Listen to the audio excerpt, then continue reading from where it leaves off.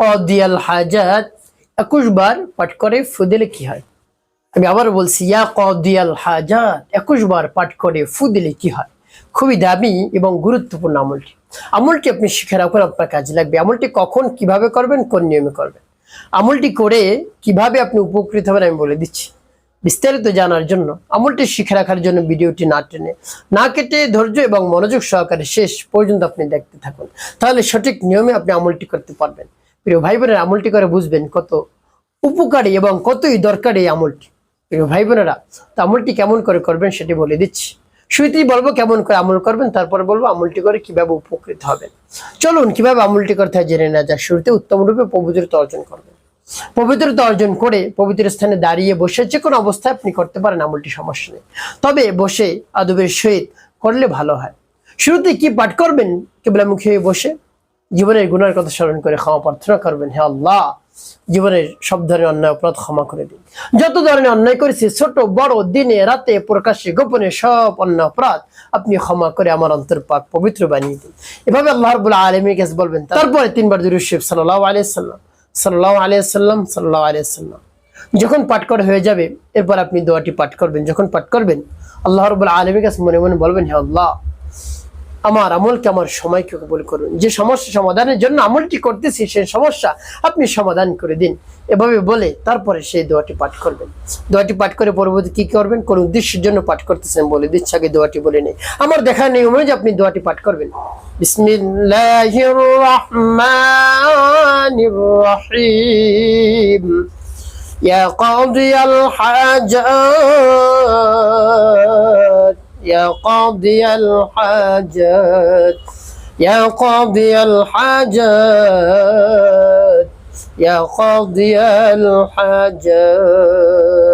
যখন পাঠ করে হয়ে যাবে, এরপর আপনি একটু ফুলেন, তারপর আপনি আবারও পাঠ করেন, বিসমিল্লাহির রাহমানির রাহিম, ইয়া কাদিয়াল হাজাত,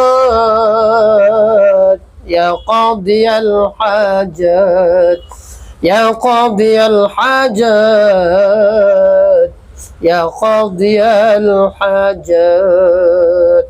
পাঠ করার সময় তারপর আপনি মনে দরদ নিয়ে আবার পাঠ করবেন, বিসমিল্লাহির রাহমানির রাহিম, ইয়া কাদিয়াল হাজাত, ইয়া কাদিয়াল হাজাত, يا قاضي الحاجات، يا قاضي الحاجات। পাঠ করার সময় প্রিয় ভাই, কতবার গুনি গুনি পাঠ করবেন? 21 বার।